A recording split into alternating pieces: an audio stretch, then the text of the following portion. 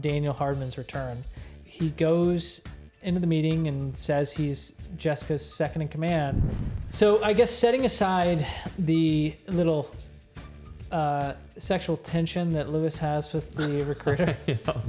Lewis, you might be, what does he say? You might be a prick, essentially. Simply, but everybody knows you're the hardest worker at the firm. Hardman says, you really are as smart as they say. And Mike says, yeah, I am really smart. Welcome to Suits on Suits. We're your hosts, Quinn and Jared Mayberry, brothers and practicing attorneys.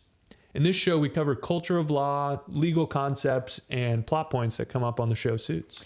So what qualifies us to talk about the show Suits, Quinn?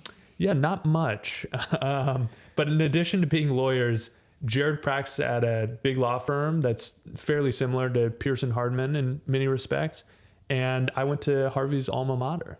Yeah, that little school, little tiny school that... Harvard. I went to Harvard. If you're not going to say it, I will. So what are we going to talk about today, Jared? Yeah, on today's episode, the associates' reviews are in, and Lewis is stuck with cleaning up the fallout. Daniel Hardman returns and ruffles a few feathers. Yeah, Harvey and Jessica are not happy about this one. Not at all. In the case of the week, Mike Harvey and it turns out Daniel Hardman take on the nurses union.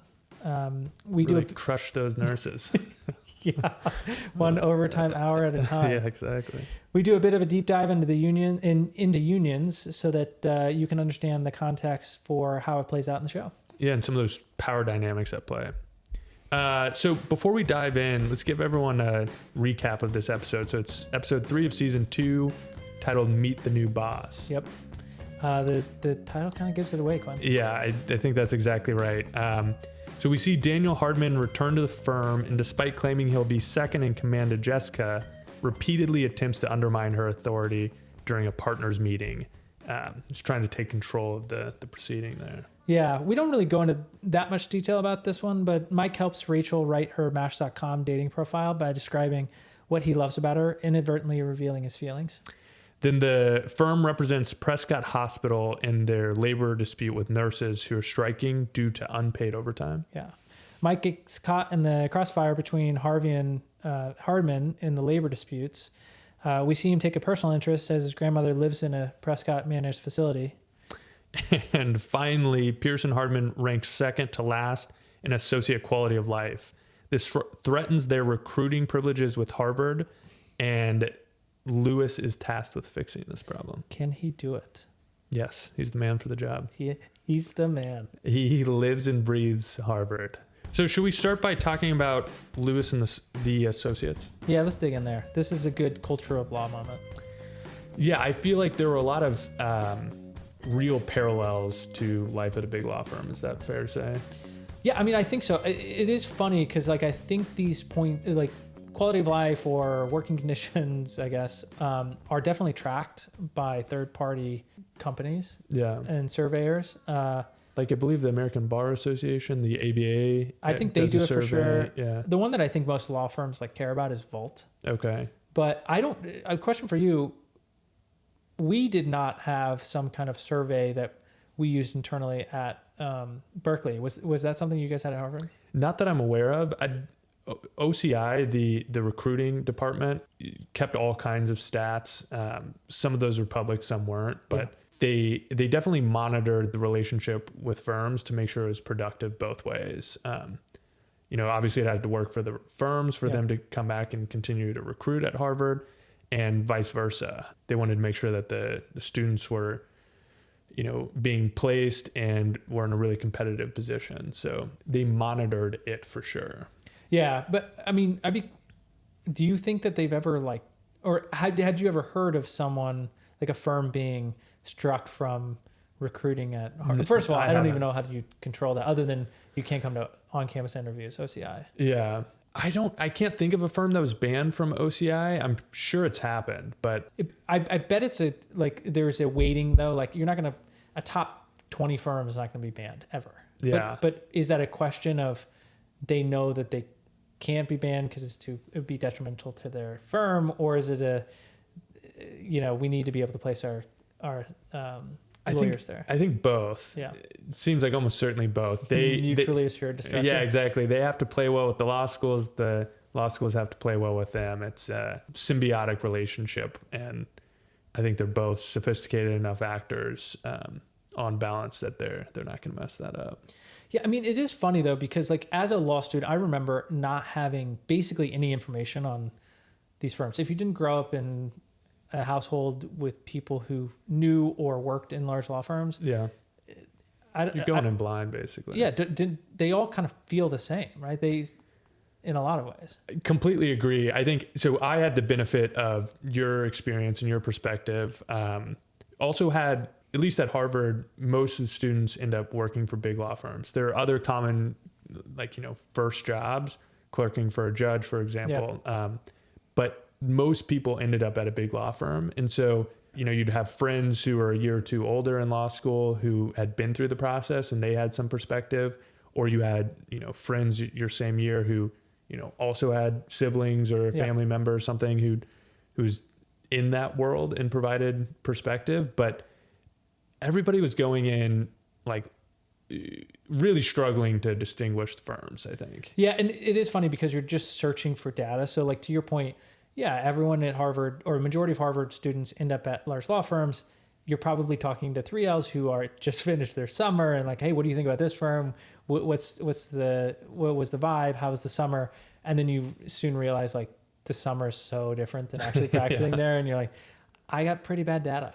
Yeah, 100%. And it was weighted higher because these were firsthand encounters with the firms. And I suspect this is kind of where you're going with it, but ultimately, I think people end up putting an outsized weight on the ranking of the firm. And so I think that's right. It's, either through the ABA or I think Vault is a website people often looked at. And the most granular I would see it, so to take it a step beyond just the ranking of the firm, was the ranking of the firm in a specific practice area. Yeah. And so people wanted to work in clean energy finance. Yeah, and so this firm was maybe ranked a little bit lower overall, but ranked very high for clean energy finance. Yep. And that to some degree actually matters. It does matter. Yeah. And I think that was, quite frankly, even that was more nuanced than most people's approach. I think the majority of people wanted to go to basically the best firm that they could get into. Yeah. And by best, I guess I should clarify, the highest ranked. Yeah, totally. Yeah. It's funny because a lot of people definitely lateral, but like your best trajectory probably is going to be moving through the firm as a summer all the way through to partner, if that's what you're looking to do. And that is a long journey and a big commitment to make based on very shitty data.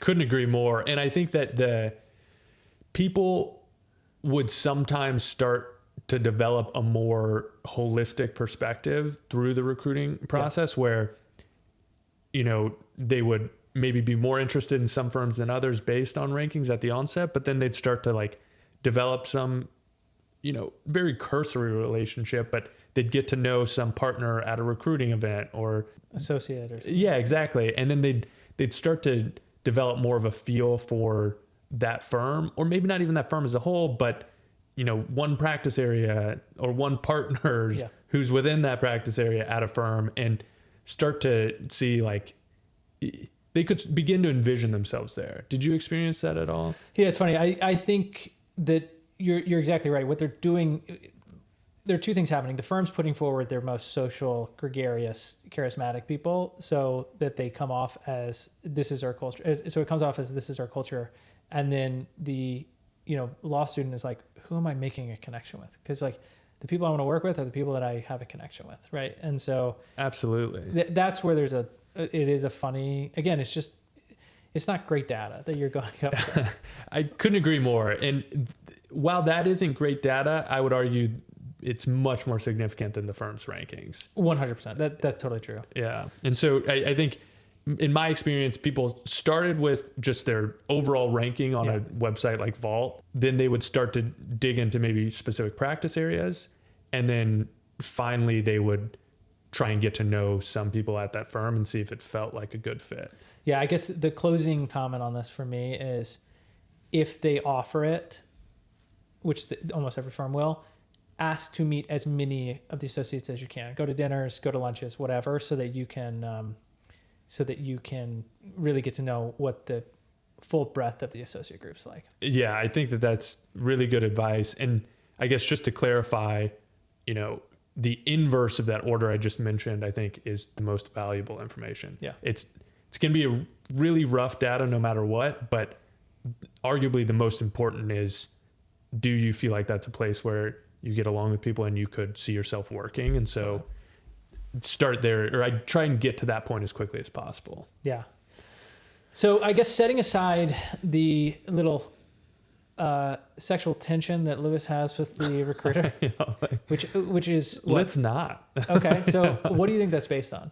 I think that they're trying to show these two like incredibly proficient kind of OCD types, yes, and show their mutual respect.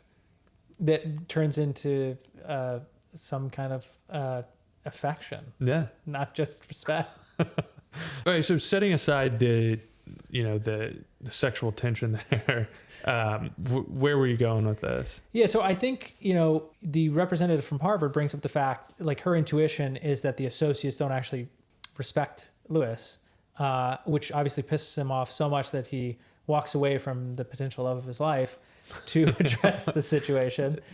As he should. Yes. Work comes first. She, in fact, wouldn't respect him if he didn't. Oh, that's a good catch-22 there. So they were destined to never be together. Yeah, exactly. And in that, trying to fix the situation, what do you think he's upset about? I think he's upset because he's one of the hardest workers at the firm, and they don't see it.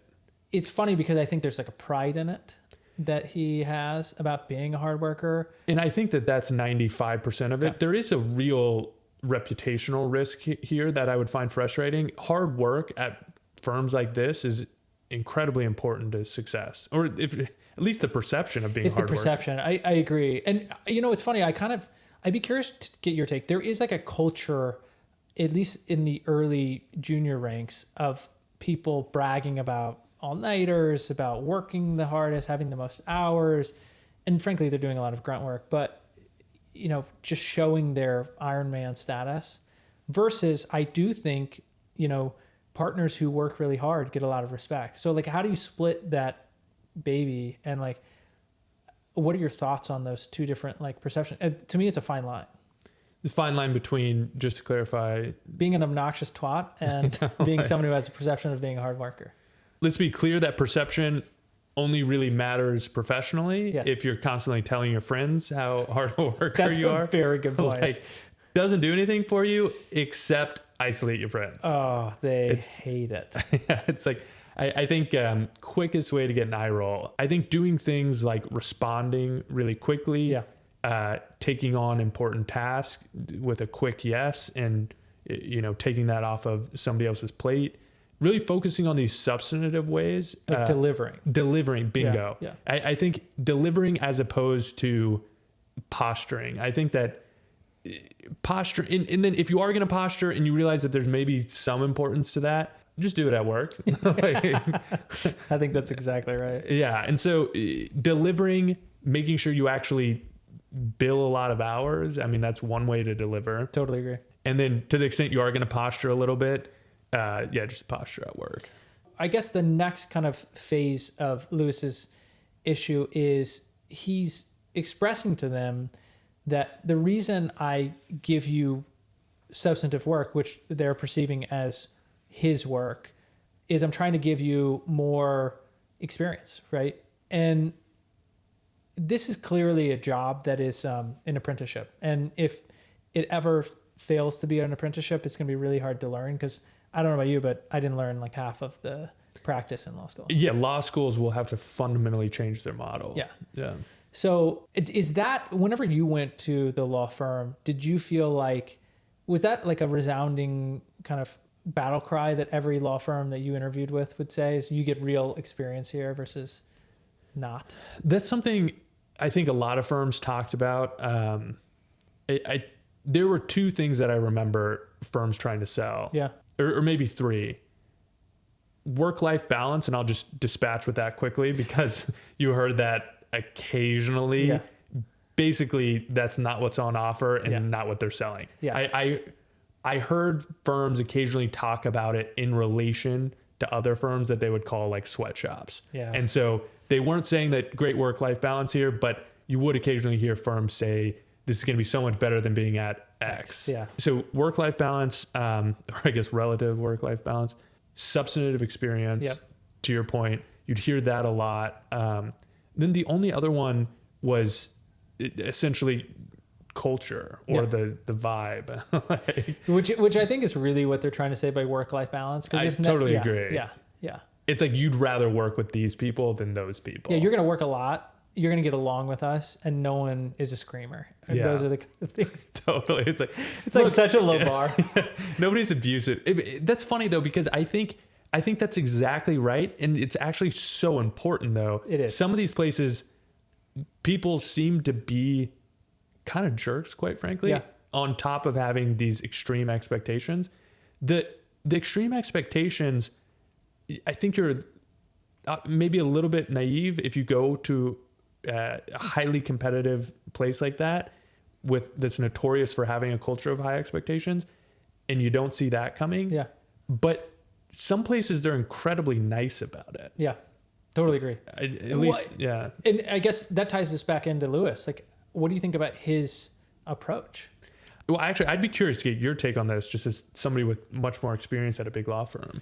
Yeah, I mean, I guess it depends on the structure. So there are kind of two structures that tend to be the staffing structure at a law firm. And one is what they call like a free market system. So the senior associate or the partner has to ask you, obviously, depending on the power structure, you're probably not going to say no a lot to certain people, and you may say more no's to others.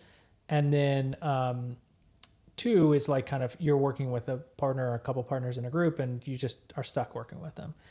Let's set aside the latter version. The former version really does create a system where unless you're an incredibly productive partner, it can be really hard to staff your deals with the best or cases with the best associates, because they have other places. If they're good, they have other places they can get their work from. And if you're a jerk like Lewis, then there's no way I would work with you. Like I have too much self-respect. Yeah, that's a great point. And so I think that it's like, yes, people care about substantive experience, but back to the vibe. Yeah. It's like vibe goes both ways. Yeah, it goes both ways. And who wants to work with somebody who's a jerk? Yeah. You have to work with them in spite of that. Yeah. So even the most productive partner or the place where you're going to get the most substantive experience, if that's all on offer somewhere else and one person's a jerk, the other isn't, you're always going to want to work with the person who's not a jerk. Yeah, it's pretty easy. I think Lewis clearly rose to the occasion here and kind of convinced these associates that he was giving them substantive work and he was trying to make their careers better. But I don't think he learned the real lesson that was stop being such an asshole. Yeah, great point. I mean, I guess I didn't even really take that away from that scene. It's like that is kind of the real lesson for Lewis is you're going to be in a better spot. I really liked the exchange between Lewis and Harvey here. Yeah. We see Harvey say, Lewis, you might be, what does he say? You might be a prick, essentially. But everybody knows you're the hardest worker at the firm. Yeah. And then he says, you're the man. You're the man. We get the tape recorder, the dictaphone playback. Yeah, I mean, that was a great scene. It's like, it's fun to see the mutual respect when it happens between Harvey and Lewis. And it's also, I can't help but respect somebody who is, this experienced, this capable, who's willing to be a really hard worker and show up in the ways that matter. You're like, just don't be a jerk, Yeah. I mean, like you're exactly right. He's in so many ways, he is respectable and likable and in terms of his qualities, but his presentation needs some work, man. And I'm sure it's on the back of everybody's mind. It's like kind of ruins the show. Yeah. We need you to keep being a We do. We need you to keep being a jerk. He has to be the foil, Yeah. So keep it up. If you're interested in being a lawyer, and don't. Yeah, Lewis, totally. keep it up. You don't. You do not. You don't. All right, so let's maybe transition to our next topic, which we're talking about Daniel Hardman's return and his kind of strategy for gaining power here. I think the first one is, he goes into the meeting and says he's Jessica's second in command. And then throughout the entire episode, he's constantly trying to undermine her, including having a proxy battle with Harvey over the work product that they're producing. Yeah, funny strategy. I didn't strike me as a particularly successful strategy. Right. I'd love to break this down a little bit more. Yeah, so you didn't think it was successful. Let's break it down to its component parts. Where did he fail? Well, I don't even know what he was trying to accomplish. That's actually the better point. Yeah, did you get a sense of what he was trying to accomplish here? No, he seemed like an object of chaos. And mostly kind of like a petulant child in a way. Like, yeah, I'm overstating that, but it's like he couldn't help but interject and talk over her. It felt like less of a play and more of a...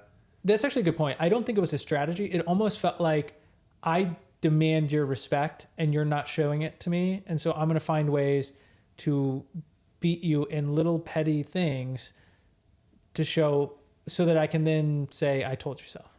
I think that's basically right. Yeah. So it's petulant. I think that's exactly what it is. That's how it read to me anyways. I didn't see a strategy here. If, I guess the slights in the meeting, could be a show of his position in the hierarchy. Well, to cut her down. Yeah. He's trying to get ahead by cutting her down. Yeah. And so, like, certainly not how I would go about it, yeah, but you could maybe back into a rationale there. Taking on the work, working on that case, the union case with Harvey, I mean, other than the plot point, driving the plot along, I really didn't get it. How about you? I didn't either. It's funny because I would probably say if I were a named partner, yeah, my days of practicing real law and not managing the business are probably far behind me. I think so. And I think you, as a matter of fact, that almost needs to be the case for the firm's sake. Yeah, you got to manage a bunch of people. I mean, these are hundreds of people that are operating, each partner has its own practice. Like, you're talking about hundreds of different businesses tied together by your leadership. Yeah, you're talking about a multi-billion-dollar company that is a bunch of small companies. Yes. And it only works with good leadership. Because I'm just repeating what you said at this point, but it's like, I think you're missing the boat if you're working on some run-of-the-mill case. And then it doesn't, not only does it not, I think a willingness to get into the trenches is a sign of strong leadership. Totally. A need to do it, I think, is a sign of a leader who doesn't get it. Who doesn't get it. I also think it's kind of funny because, I mean, obviously Harvey is the lead of the show and a driving force in the plot. So in that sense, I get it. But Hardman picking a battle with Harvey otherwise on some, I guess it's an important case, but on some, one-off case, like, what's the strategy there? Is it because you think he's Jessica's right-hand man, or? I think it was that, plus correct me if I'm wrong in the comments here, but I think that there was, did he bring the client in originally? Ooh, I don't remember that. Yeah, so I think we had that dynamic in play. But if you're a named partner, even if you brought the client in, it doesn't mean you need to be day to day. You're not showing up for a temporary restraining order trial. Yeah. Or motion trial or whatever it is. Yeah, hearing. Yeah. Hearing. You're not showing up for a temporary restraining order hearing. Yeah, exactly. Yeah. So I guess the next one for me is like, how would you, if you were Daniel Hardman coming back as a named partner who wanted to kind of win back his role, how would you do it? This one for me is easy. Yeah. Clients. Yeah, I agree with that. I don't even know if there's a second prong to the strategy here. Yeah. I think there is, to the extent that I think that you need to establish yourself among the other partners. Yeah. But I would at least try to do that in large measure by developing more business and sharing that with the partnership.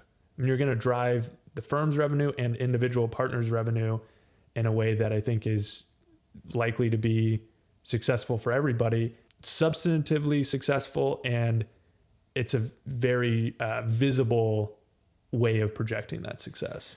I agree with you. I mean, I do think there's some soft behind the scenes stuff he needs to do, such as like mentoring up and coming partners or partners who need to grow or who are working on growing their book, and like, hey, how did you do it? What were your thoughts there? But absolutely. And I overstated that, but I do think that one of the challenging things that Daniel Hardman's going to come up against is retiring for 4 or 5 years. People aren't going to trust that you're going to be their point person in next year or 4 to 5 years later. Like if you've retired, stepped away from the practice, people, it can be really hard to come back.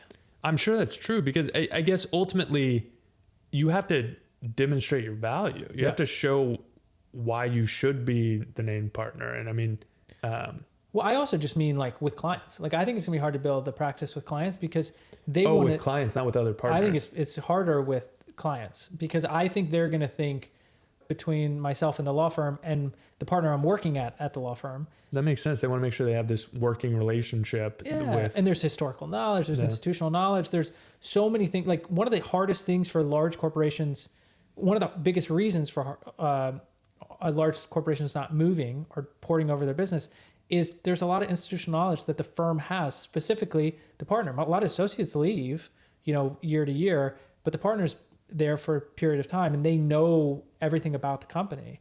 And that knowledge in the head of the partner is one of the reasons why large corporations don't move. It makes a lot of sense. And so you're like, whenever the person steps away, not only is there this huge gap in their institutional knowledge, but then there's this huge question mark around when's it going to go again? Yeah, exactly. Am I going to build a relationship with Daniel Hardman just to like be pushed off to this other person in a couple of years anyway? Like I think he's going to really struggle to come back. That's my conclusion. I think that in the actual practice of law, he'd have a really hard time coming back. My guess is in the show, Hardman's around. I mean, he's definitely around. He's hanging around the hoop. And, the alternative, interpretation of my comments is he probably maintains social relationships with all these people and all of his clients and potential clients. And maybe he's just, really good at building that networking muscle and he'll be fine.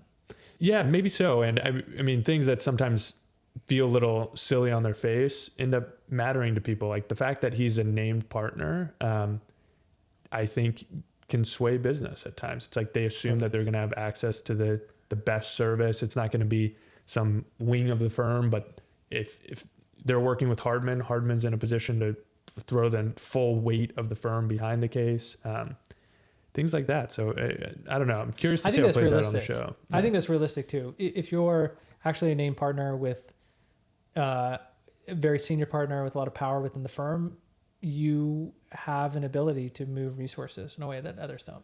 Yeah. And so if you have massive litigation, for example, or a huge M&A deal, something that's going to require enormous amounts of resource allocation, you're in a different boat if your point of contact is, a named partner at the firm as opposed to, a junior partner, right? Absolutely. Yeah. Changes things.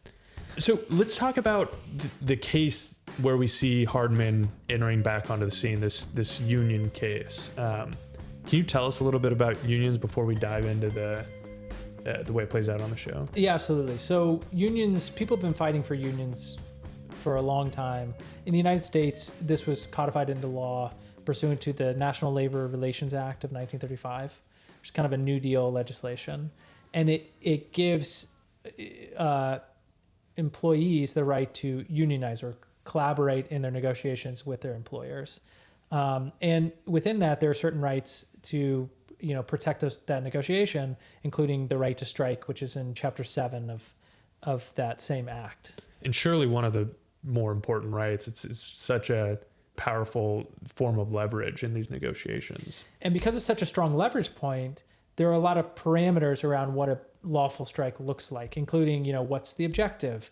What are there any kind of notice requirements? How can the striking employees act while on a strike? And certain actions like that. So for example, objective of a strike, there are really only two reasons. It's an economic strike to negotiate for, higher wages, or, it's unfair labor practices. So they're not treating you right under the law in this working condition.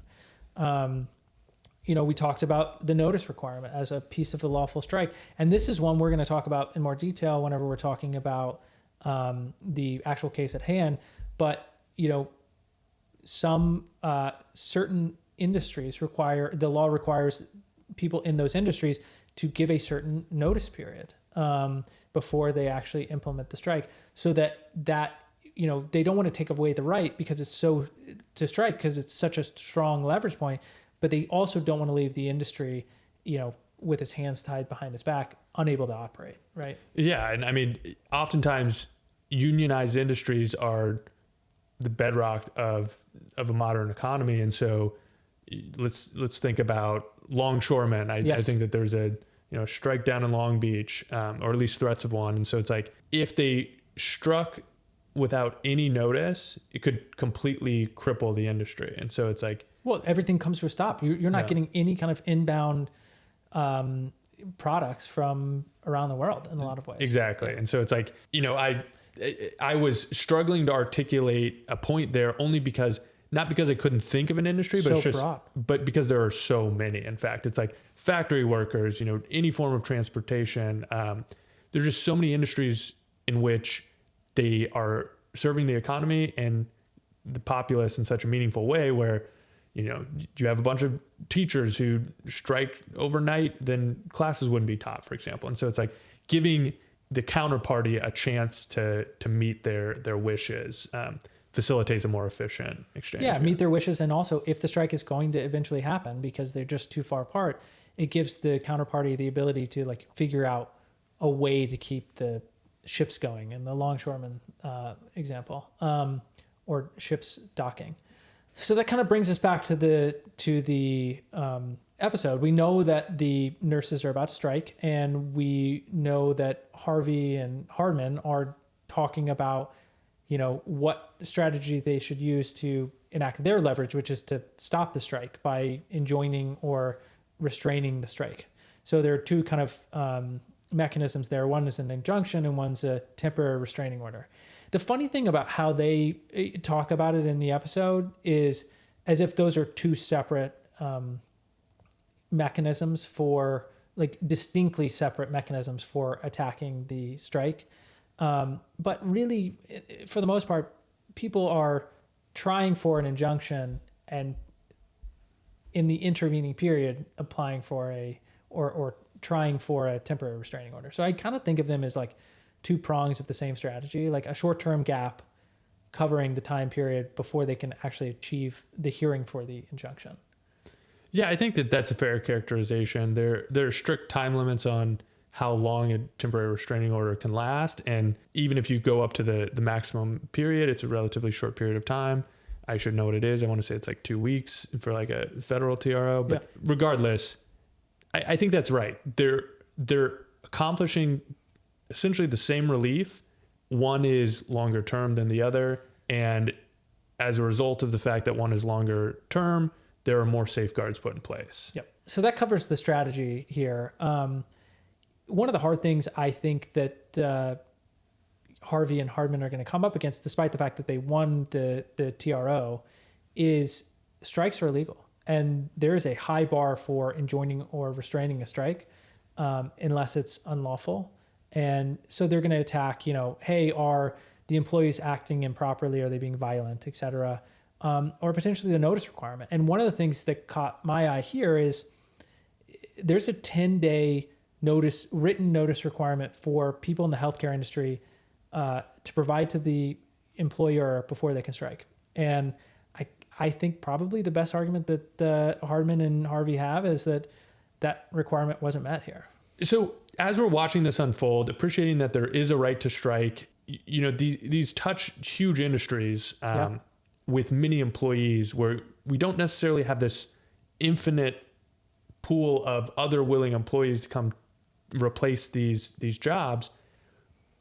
How do we see these, like where are the leverage points here? Where are the points of leverage in this negotiation? So say that the healthcare workers go on strike. Yeah. They give 10 days notice, then go on strike. Who's staffing the hospital in 10 days? Let's start there. So, I mean, maybe take a step back. Okay. So the reason the 10-day notice period is there is because they don't want to be in a position where the hospital isn't able to staff nurses such that people's life who are at the hospital are at risk. They don't want to put the hospital patient's life at risk. So that's number one. So they don't want to take the striking leverage away from the nurses either because it's so powerful. So you're stuck in this world where they're like, we're going to give you some level of notice for that purpose. The next thing is the hospital, and I think there are these staffing agencies. I think there's a cottage industry that is, we have non-union nurses or union nurses who are able to work, I guess, outside of that seems more complicated. Part of a separate union or something. Yeah. Where we can staff your hospital on short notice. Now the staffing agency is going to take a cut. The nurses are probably, going to take hazard pay for the fact that they're like coming out of nowhere with no notice to like jump and join this hospital. So my guess is they're going to be charging very high rates. It's really a stopgap for the hospital, is my guess, and not like a long-term solution. Also, I think that the union employees will have a right to their jobs back after this strike ends. And so in a lot of ways, the hospital isn't totally crippled, but they're not in good shape. They're like on life support, to use a terrible metaphor in this construct. And then I think, the other side of this leverage is the hospital. Yeah, they're paying a lot of money to these people. They're, economically hurting from this strike. But so are, and Harvey brings up this point pretty succinctly. You guys only have 7 days for a strike fund. That means that they have enough money to pay their nurses for 7 days to pay for the necessities, after which point these people are striking without any income. And that's a lot to ask of someone who's making a good salary, but not making, wealth, like not becoming wealthy off their salary. Mm-hmm. Who doesn't have this independent reserve of wealth to draw down. Yeah, exactly. Yeah. And so the union itself is actually in tension with its members because they can only go so long before it kind of breaks their back. It's like it is an exercise in who will blink first in a lot of ways. That's really interesting to see these power dynamics play out. And I think the show did a great job capturing a lot of that. Harvey mentions the capitalization of their strike fund. Totally. And how important that is to, practically speaking, to these negotiations. Another thing we see play out on the show is Mike as this prop in between Hardman and Harvey. Yeah, he's definitely the proxy battle. Yeah. So I guess he didn't know it was happening. There's this moment where I saw Mike get duped by Hardman, and I thought to myself, this encapsulates Mike as a character today. Maybe not in the future, but today. Hardman gives him a little quiz. Mike aces it with flying colors. Hardman says, "You really are as smart as they say." And Mike says, "Yeah, I am really smart." And then goes on to do Hardman's bidding, which is counter to what Harvey wants Mike to do. And to me, it's like the supreme naivete that Mike has. What was your take on that? Essentially the same there, where it's like his greatest weakness at this point is he hasn't been around the block. To go even further, I kind of thought one of his greatest weaknesses is he wants people to respect him and admire him. And so when you stroke his ego, you went even deeper. When you stroke his ego, like Hardman did, Hardman found his kryptonite, which is make him feel special. I think you're right. I think you're exactly right. I was I was a level more shallow than that, where, I think Harvey even alludes to it on the show where he says, I've got this like smart young associate, but he hasn't been around the block yet. I think that's true too. Yeah, I think that's true. I think that's certainly true, but I think you might be right that it actually goes deeper, where he's got this vulnerability because he wants to be respected. Yeah, it's funny. I think like people go up against him often in the show, and he is able to best them because he's so talented or whatever. But if you really, no one is, other than Hardman, has tried his the tact that is like kill him with kindness or stroke his ego. And it to me it spoke to the fact that Hardman actually is like quite sophisticated in the management of other people. Yeah, fair point. We also see Mike in the situation where he can't have it both ways. Yes. He can't win on both fronts. He can't, make sure that the small indigent client, comes away with a win, but he's also a hero at the firm. What did you think of that dynamic where it's like, yeah, I mean, it struck a moral code with it. yeah, because it was like, one, I think it was the right time on the show to say, hey, look, you can't expect every time Harvey and Mike to come up with some solution that makes you feel good and that is the right thing to do for the client. But it does show the practical reality that, you have a client and it's not your decision on what avenue to, what goals, what objectives to achieve as long as they're legal. It's the client's, and you're their agent. I didn't love that because in my mind, it would be hard to be, my heart would break if I were Mike talking to that nurse's representative, union rep, and she was explaining how hard these, nurses worked, and they're not getting staffed properly, not getting paid properly. Like, that would be hard for me to witness. I don't know about you. Do you have like a strong, there's this idea that lawyers are just mercenaries. Do you have like a strong take on like how that can play out in someone's career, or, how they should structure their career to like kind of maybe avoid that, or if you just think it's necessary evil? I don't think it's a necessary evil necessarily. I don't think that that's intrinsic in being a lawyer. Yeah. And it's a pet peeve of mine whenever people pretend like it is. You always have a choice. Yeah. It might come at great expense. To you personally, yeah. To you personally, to your professional development.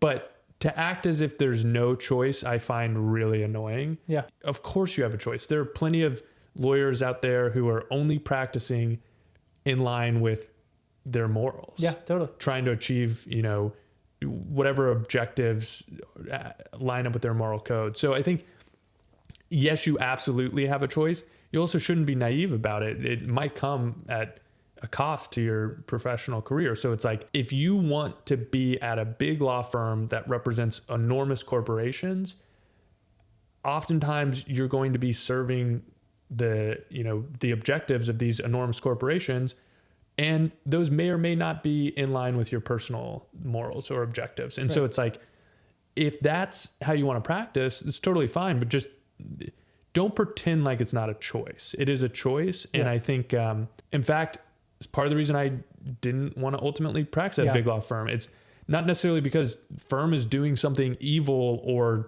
on balance is this like massive drain on humanity.